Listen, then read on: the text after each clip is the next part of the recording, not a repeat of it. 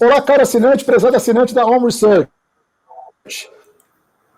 Mais uma vez aqui, adicional e excelentíssimo Cultural Papo. Desculpa as brincadeiras, mas nessa sexta-feira que finalmente abriu um sol aqui no Principado da Moca, eu já estava assim meio cogumelo, né? Redondo e úmido, né? Agora eu só estou redondo, não estou mais tão úmido assim, porque abriu um solzinho aqui para secar a audiência.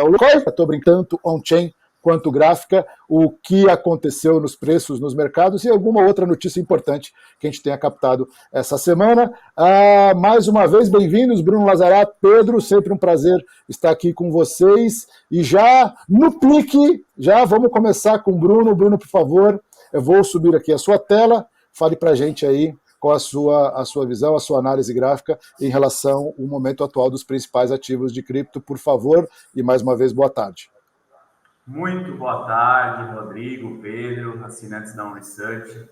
Mais uma vez, sejam bem-vindos. Se abriu o sol aí, aqui em São José dos Campos, o sol apareceu de manhã e agora é chuva sem parar.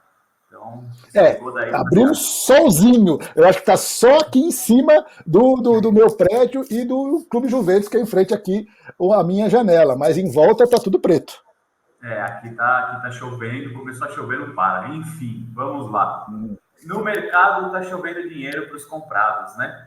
Para quem está comprado aí, tá feliz, está alegre, mercado desenvolvendo. O que eu tenho aqui na tela, tá? A primeira tela é o S&P 500 gráfico diário, porque a gente tem uma LTB, eu ia falar LTA, estou com a alta na cabeça aqui, LTB, uma linha de tendência de baixa, traçada desde lá do topo histórico de janeiro de 2022, e estamos tocando nessa região. Eu vou dar um zoom para mostrar para vocês.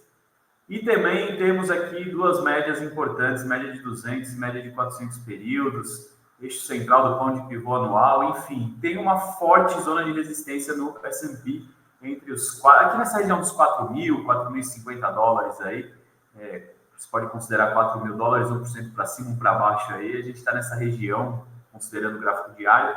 Se romper, eu creio que o ativo pode correr lá na região dos 4.300 dólares e fazer esse movimento aqui, ó, né? Correr aqui nessa região dos 4.300, o que daria aí por volta de mais uns 8% de valorização, tá certo? Creio que vai depender muito dos dados inflacionários nos Estados Unidos.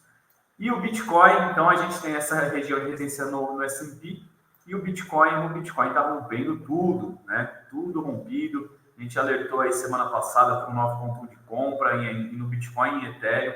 Ethereum entregou aí já 17% em 8 dias, para quem pegou e continuou no trade. E aqui Bitcoin subiu, rompeu essa região dos 17.700, que eu coloquei como resistência por conta da média de 80, e está rompendo tudo que é resistência. Rompeu os 18.400 e já está agora na terceira resistência aqui, no 19.300. Está querendo romper. Se continuar o seu caminho de alta aí, não duvido nada, e buscar a região dos 21 mil dólares, a média de 200 períodos, que tem como alvo essa região aí, o próximo movimento do Bitcoin. Eu gostaria muito que ele fizesse um movimento corretivo até esses 18 mil dólares, tá? Para depois correr os 20 mil, 21 mil e quem sabe até essa região dos 22.800 dólares, tá? A gente vai ter uma resistência, né? Um ponto, um alvo para buscar aqui em 22.800. Então, podemos ter aí uma mini bull run até meados de fevereiro, final de fevereiro. Isso aqui, principalmente se fizer esse movimento corretivo. Aí eu creio que o mercado pega a força, segura na região dos 18K e voa. E Ethereum diário também, gráfico diário. A gente tem aí, ó, 1, 2, 3, 4, 5, indo para o 6º dia de alta consecutivo. Vamos entrar no final de semana. Está sentindo a resistência dos 1.430 dólares. O novo ponto de compra que eu falei semana passada, aí, que a gente alertou, foi aqui no dia 2 de janeiro ele armou e no dia 4 ele ativou e entregou aí, ó, quase 18% de valorização, tá? Esse setup foi alertado nos vídeos diários que a gente passa e agora está sentindo esses 1.440. Se romper, deve correr rápido nos $1.500 e sentir também, por conta da média de 200. Ele pode fazer esse movimento aqui, ó. Corre nos 1.500 e depois recua até os 1.340, tá certo? Uma comprinha, eu vou fazer uma comprinha se ele parar aqui nessa região e recuar aqui até os 1.350, 1.340 ou até um pouquinho mais embaixo, $1.300, para depois buscar os 1.500 e voltar, e aí quem sabe rompe os 1.500 e busca até ali a região dos $1.650, tá? É isso que eu estou vendo para o Ethereum e para o Bitcoin. O mercado parece que acordou, está entrando compra, está entrando volume. Creio que o Pedrão vai corroborar aí, ou não, ou jogar um balde de água fria na minha análise com os dados on-chain. Vamos lá, Pedrão. Estava até conversando com o Rodrigo que eu queria que tivesse esse movimento coletivo aqui. Dá mais chance, né, para a gente entrar, abrir uns shortzinhos aqui, pegar um movimento de queda, para depois surfar uma alta mais forte aí, enfim. O que vocês me dizem? Criança de pouca fé. Criança de pouca fé. Tô brincando. No negócio de investimento, o que a gente menos tem que ter é fé, né? A gente tem que ter informação, análise criteriosa e crítica, sem paixões e sem fés, vamos dizer, quase que religiosas, como algumas pessoas têm, né? Mas o que mais me chamou a atenção foi um pequeno aumento de volume, né, Bruno? Não foi só um aumento nos preços, houve um aumento aí razoável no volume, né? Aqui a gente pode ver a barra amarela no volume, aqui já está bem acima da média, tá? É uma regra de coloração que eu uso no gráfico. Esse aqui em Ethereum e no Bitcoin também, ó. Bitcoin, principalmente ontem. Ontem a gente teve um volume bem alto aí, fazia tempo que a gente não tinha. Ó. Desde o colapso FTX a gente não tinha um volume, e isso aqui para mim é um volume comprador, tá? O mercado subindo, só que também teve muito short sendo liquidado. O Pedrão deve mostrar aí daqui a pouco que a gente teve muita liquidação dos vendidos. Galera, assim como eu, esperando que parasse ali nos 17.600, 18.400, e o mercado está andando, continua andando. E Gala, hein? Até agora 154% na semana, apesar do problemático Twitter lá do The Rock, do Mark Wahlberg, foi extremamente expressivo o que Gala subiu aí nos últimos 7 dias, hein? Gala aí, ó, 200%, bateu 200% de alta. E ela tá dando vários trades curtos, day trades, assim, swing trade também, curtinho. Muito bom, viu? Muito bom. Seguindo os setups que eu utilizo, eu tenho falado dela durante os dias, falando, ó, que eu passo ali 2, 3 moedas para day trade. Eu falo, Gala, em uns 3 vídeos ela tava na lista. Gala é um projeto que eu acho extremamente interessante, venho acompanhando bastante tempo, até justamente para a estruturação lá do fundo de Play to Earn Web3, e para quem não sabe, para quem não conhece, o nosso assinante que não conhece Gala, recomendo que preste atenção, faça sua análise, busque informação. Gala Games é um protocolo, é um blockchain que foi desenvolvido para o desenvolvimento da indústria do Web3, metaverso e principalmente de games, né? E ela teve um certo sucesso no lançamento, no seu ICO, foi uma moeda que cresceu muito na época da explosão, um token que cresceu muito na época da explosão dos Play to Earn Games lá em 2020, 2021, e que teve, obviamente, os seus momentos de glória e agora os seus momentos de sofrimento, vamos dizer assim, durante esse bear market, mas que, na minha opinião, tem um projeto sólido, uma equipe de desenvolvimento bastante sólida também, e o mais interessante é que eles estão fazendo um movimento de se unir, ou de se juntar, ou de se aproximar da indústria de games tradicional. Todo esse movimento, né, fazendo uma análise um pouco mais fundamentalista, se originou de uma aquisição que eles fizeram de uma empresa, que eu não me recordo o nome aí, depois eu posso dar uma pesquisada para vocês, mas do movimento que eles fizeram de aquisição de um estúdio de games tradicionais, mas que vinha preparando novos jogos que já estão sendo desenvolvidos com características técnicas apropriadas para serem utilizados no blockchain e terem o blockchain como base. Então isso foi muito interessante. Eles tiveram um episódio meio estranho, assim, eu falo que às vezes no mercado de cripto você tem muita gente muito boa de tecnologia, mas às vezes um pessoal ainda que precisa dar uma amadurecida na questão de negócios. Eles soltaram um tweet fazendo uma referência a uma possível parceria entre eles e o The Rock, o Dwayne Johnson, que hoje é o ator mais bem pago de Hollywood, e aquele outro ator também de filmes de ação, Mark Wahlberg. E depois retiraram o tweet, então isso deu uma balançada nos preços deles, que vinham subindo, poderiam ter subido até mais se não fosse essa balançada aí de 20%, principalmente ontem.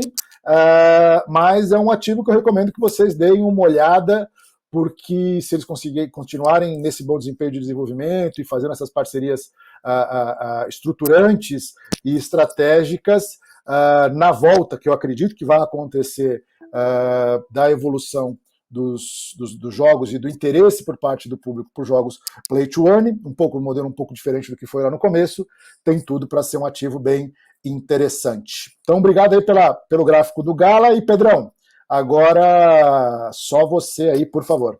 Deixa eu subir aqui a sua tela. Fala pessoal, boa tarde, bom dia, boa noite, se estiver vendo esse vídeo. Cara, foi uma semana muito boa para todo o mercado de cripto. Acho que até o mercado global, né? A gente estava muito apertado, quase que o ano inteiro extremamente apertado, né? Isso olhando a maioria dos produtos financeiros globais, né? E cripto não é diferente, faz parte dessa prateleira e conseguiu respirar bem nessa semana. E aí a gente começa sempre por esse indicador, né? Que é a quantidade de bitcoins negociadas em determinada faixa de preço.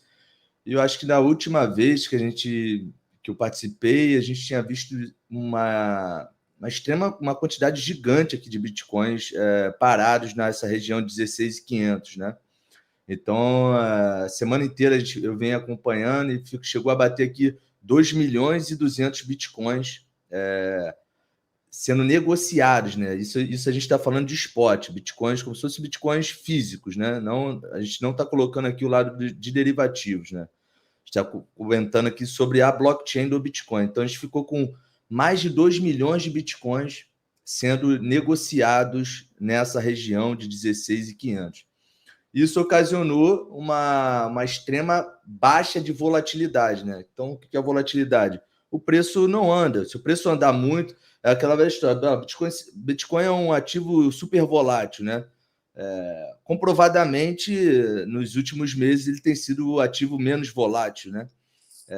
Então, ele está menos volátil que o dólar, menos volátil do que o S&P, menos volátil do que diversos ativos.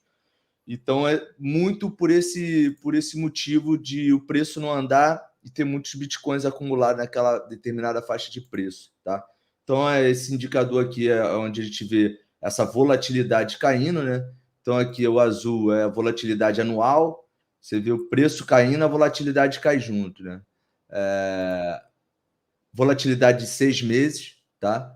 Então, eu vou fechar aqui os 6 meses e o anual e vou colocar aqui na volatilidade semanal, tá? Olha como é que a gente bateu aqui quase que nas mínimas, né? O Bitcoin ficou com quase 9% de volatilidade. Isso é muito pouco, né? E com essa altinha ele já voltou aqui a ter um respiro de volatilidade e já saiu de 9% para 33% de volatilidade. Ou seja, já subiu quase 3 vezes o peso da volatilidade só nesses últimos dias, né? Então, assim, para a gente que opera, a gente gosta de vol, né? É um mercado com baixa volatilidade, não é muito atraente, né? Apesar de ter estratégias para baixa volatilidade, que é o caso de lateralização. Esse outro indicador aqui, a gente também vem mostrando toda semana, né? Que é o nível de alavancagem, né? E aí eu já venho alertando o tempo todo, cara, está no nível mais alto de alavancagem, mais alto de alavancagem. Em algum momento isso ia ter que baixar, não tem jeito, vai ter que baixar. E aí está baixando, isso é um sinal positivo para o mercado, né? Ou seja, agora as coisas estão começando a se ajustar, não tem mais tanta alavancagem, isso diminui um pouco esse estilingue do preço e os sustos inesperados, né? Então, o mercado está começando a ir para um lado mais sadio, vamos dizer assim, né? O outro, agora a gente começa já a olhar mais para a parte de derivativos, né? Que sempre vem mostrando aqui a parte de opções, que é uma dos instrumentos de trade que a gente mais gosta.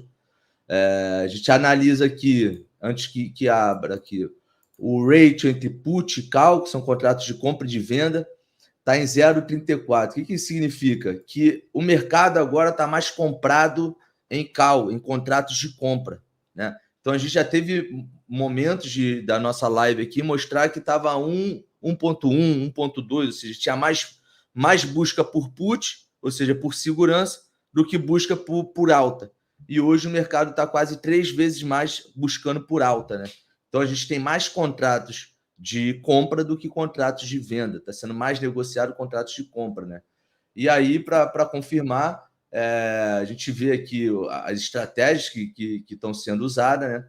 Então, o pessoal está fazendo muito calendário spread, que é você usar esse instrumento de call, né? E aí, quando a gente observou que essa barra aqui estava gigante, estava com mais de 2 milhões de bitcoins sendo negociado nessa faixa de preço, e a volatilidade bastante baixa, o que a gente concluiu? Olha, o mercado vai explodir para algum dos lados. E aí a gente montou aquela estratégia clássica chamada Iron Butterfly, que é uma borboleta Iron, né? E aí a gente montou ela aqui no 16.500, mais ou menos, com risco limitado, ou seja, tudo que está aqui na parte de baixo é o que eu poderia perder, tudo que está na parte de cima é o que eu poderia ganhar. E aí o meu lucro começa a andar quando entra nas asas da borboleta, né? Para o lado de cá ou para o lado de cá. Então, o Bitcoin ficou muito tempo parado ali no 16.500, ele ia cair muito forte ou ia subir muito forte. Como sempre, a gente não tenta adivinhar para qual lado que vai o mercado, a gente tenta buscar alguns fundamentos e fluxos para poder participar desse ganho. Então, a gente agora está começando a ter um pequeno lucro nessa borboleta, que é uma estratégia usando justamente esses contratos de opções, onde a gente compra uma call e uma put no dinheiro e vende uma call e uma put fora do dinheiro, né? Acho que é isso. Pô, legal, legal. Cara, sempre muito didático aí. Obrigado, Pedro, aí pela sua explicação.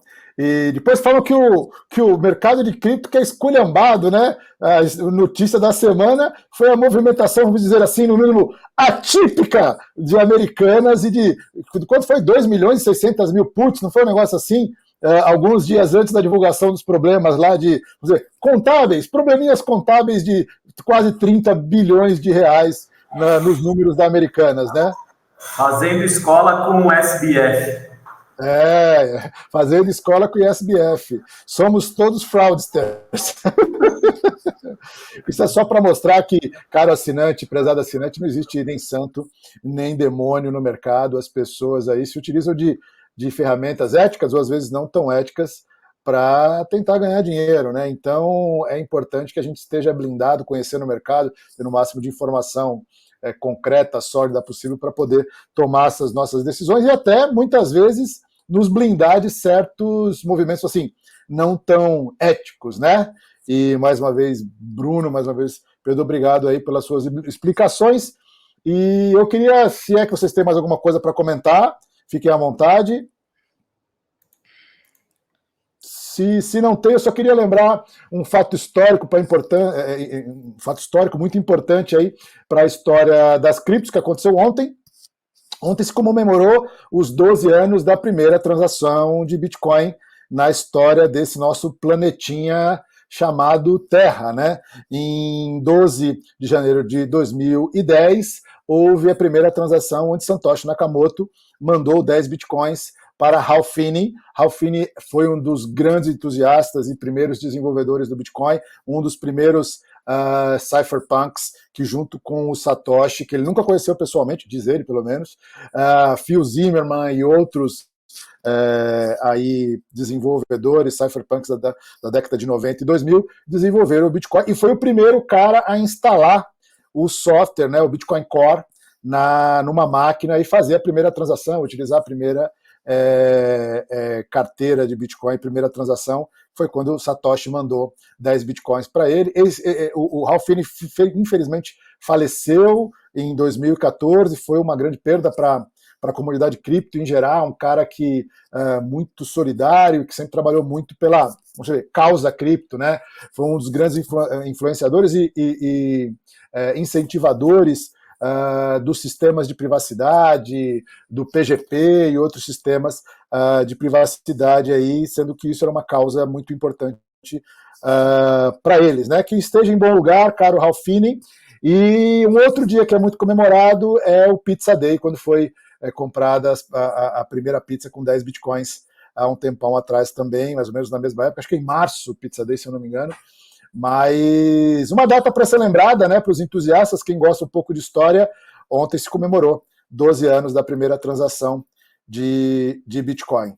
E se não temos mais nada a dizer, gostaria de agradecer Bruno, Pedro, pelas suas explicações, pelas suas informações aí muito relevantes, agradecer o nosso assinante, a nossa assinante da Home Research, pelo prazer de estar com vocês. A gente tenta fazer isso o melhor trabalho possível, estando perto, trazendo as notícias que a gente considera, e notícias, informações, detalhes que a gente considera interessante para a sua decisão de investimento em cripto ou não. Estamos sempre à disposição. Tenham um ótimo final de semana e até a próxima sexta-feira.